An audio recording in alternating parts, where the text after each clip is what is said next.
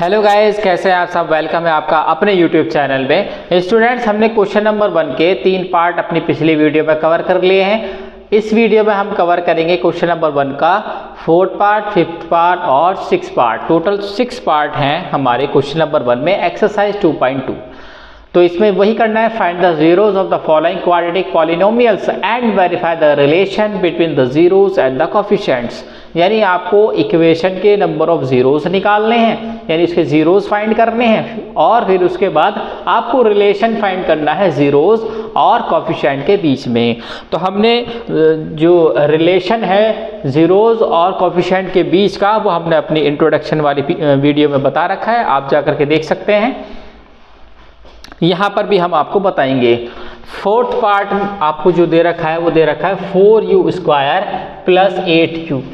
यहाँ पर constant term missing है, तो अब यहाँ पर हम क्या करेंगे, यहाँ पर आप देखिए क्या कॉमन आ रहा है, 4 कॉमन आ रहा है और क्या कॉमन आ रहा है, u।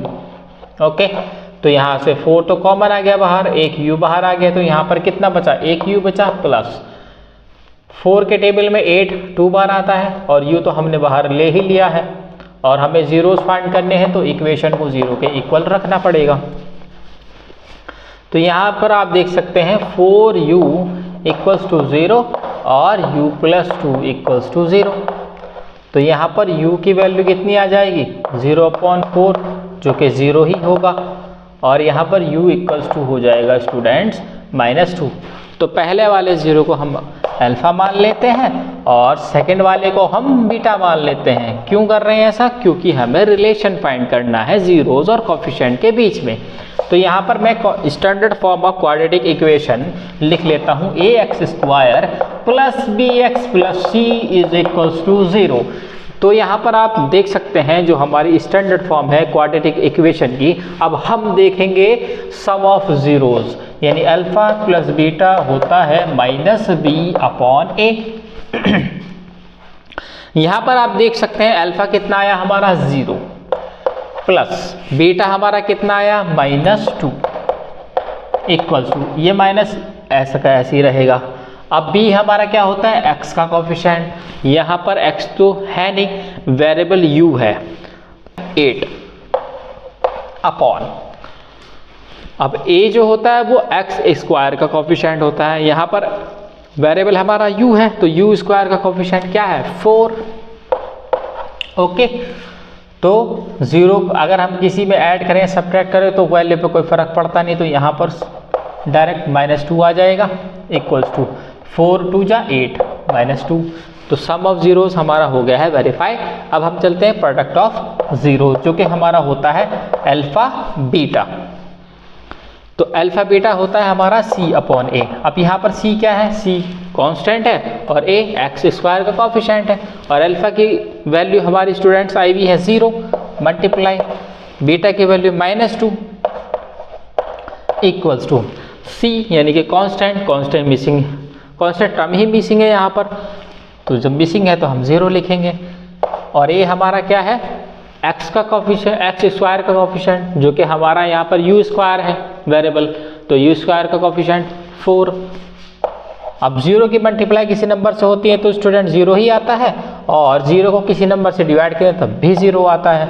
तो यहाँ पर हमारा प्रोडक्ट ऑफ जीरोस हो गया है वेरीफाई। ये हमारा यहाँ पर हमारा 4th पार्ट हुआ कंप्लीट। अब हम चलते हैं अपने 5th पार्ट की तरफ। तो गाइज हमारा 5th पार्ट है t² - 15। यहाँ पर आप देख सकते हैं कि कांस्टेंट टर्म है हमारे पास और x स्क्वायर वाली टर्म भी है, मतलब x की जगह यहाँ पर वैल्यू वेरिएबल t दे दिया है, कोई बात नहीं, यानी स्क्वायर वाला वेरिएबल हमारे पास गिवन है और कांस्टेंट टर्म, मिडल टर्म यहाँ पर मिसिंग है। तो ठीक है, हम इसको जीरोस फाइंड करने के लिए इक्वल रख लेते हैं 0 के, तो t स्क्वायर इक्वल हो जाएगा 15 के। ओके, तो t स्क्वायर जो है इसका स्क्वायर इधर चला जाएगा और बन जाएगा रूट। ओके,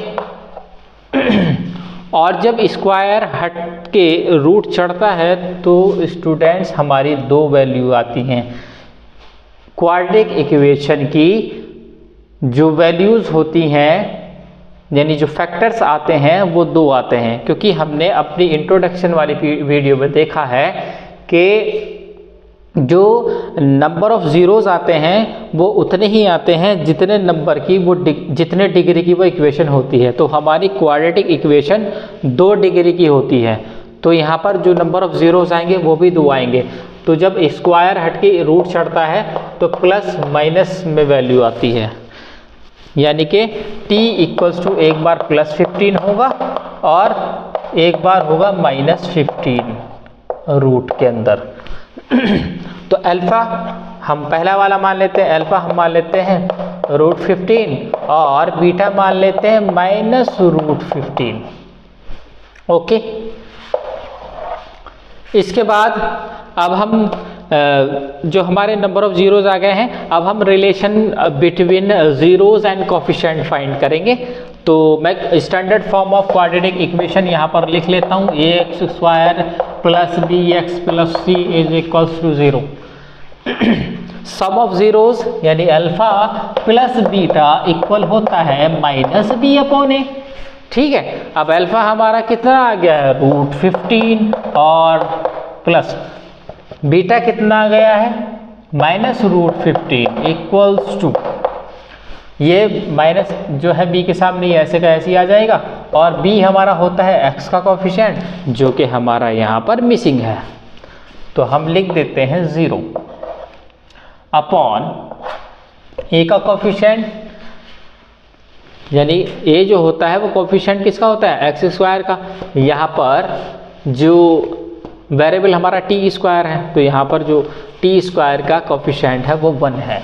अब देखिए आप root 15 plus minus minus root 15 equals to 0।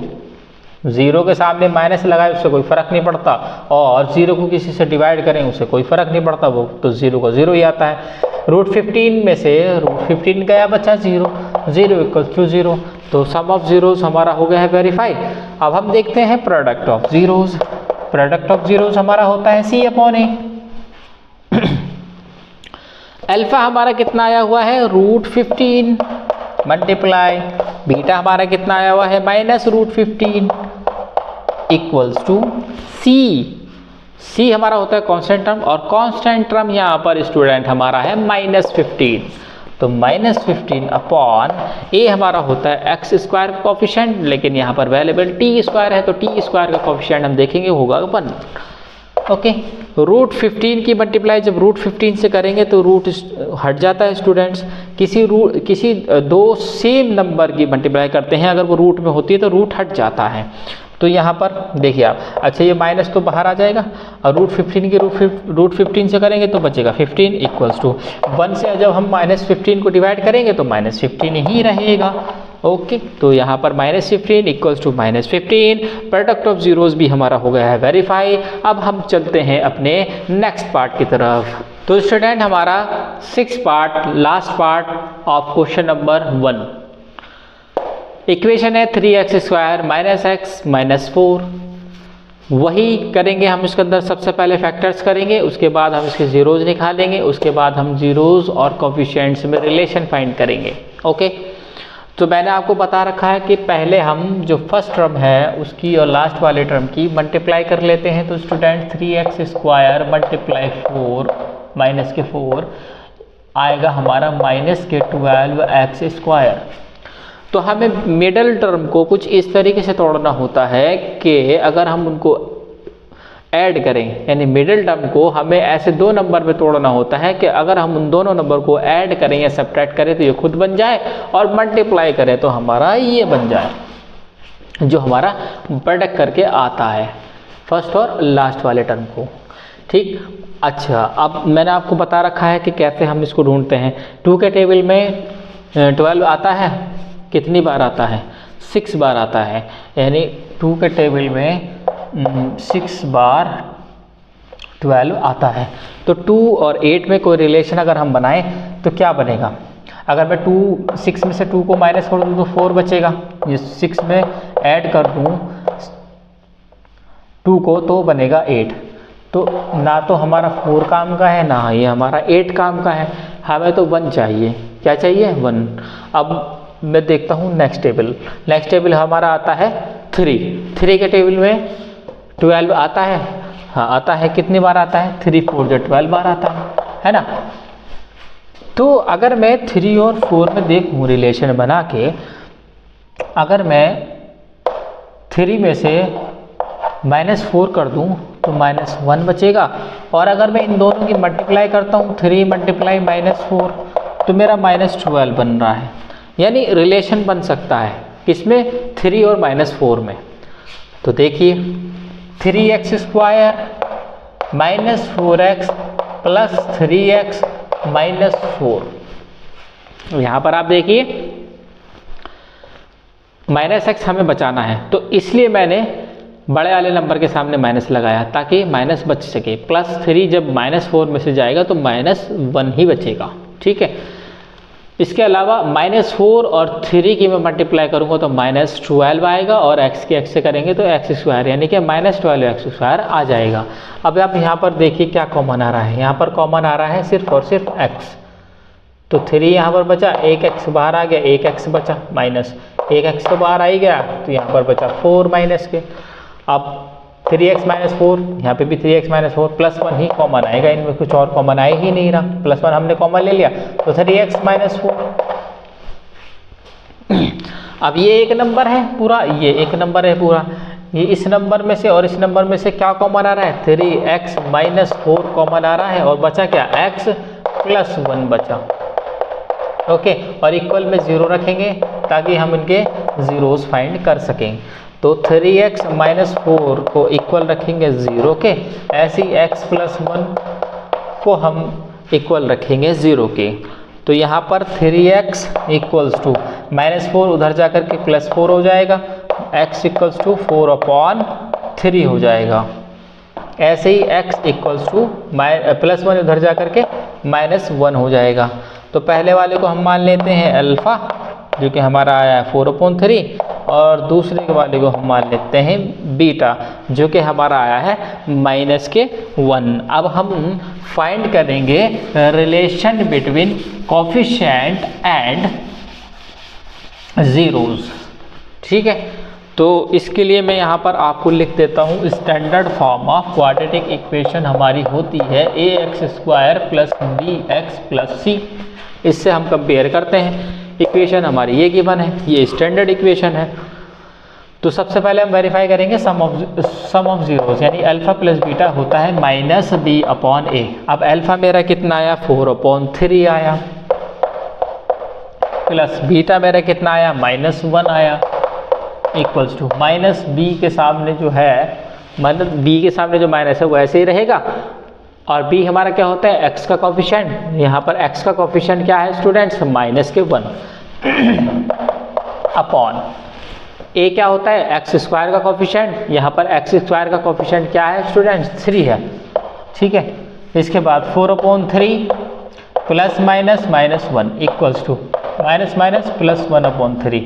जिसके नीचे कुछ नहीं होता उसके नीचे 1 मान लेते हैं, एलसीएम ले लेते हैं। एलसीएम में स्टूडेंट्स आएगा 3 के टेबल में 3 1 बार आता है, 1 के 4 से करेंगे 4 माइनस 1 के टेबल में 3 बार आता है, 3 1 जा 3 इक्वल्स टू 1/3। 4 में से 3 गया, बचा 1/3 इक्वल्स टू 1/3।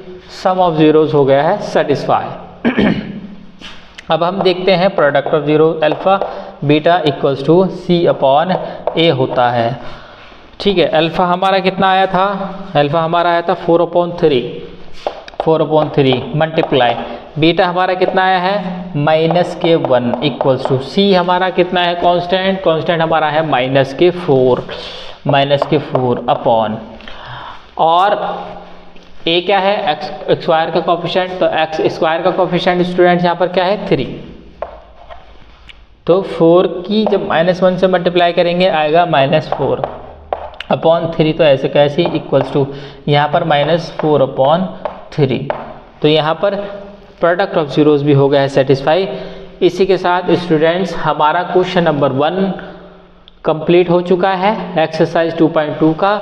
अब हम आपको मिलेंगे अपनी नेक्स्ट वीडियो में नेक्स्ट क्वेश्चन के साथ। Thank you.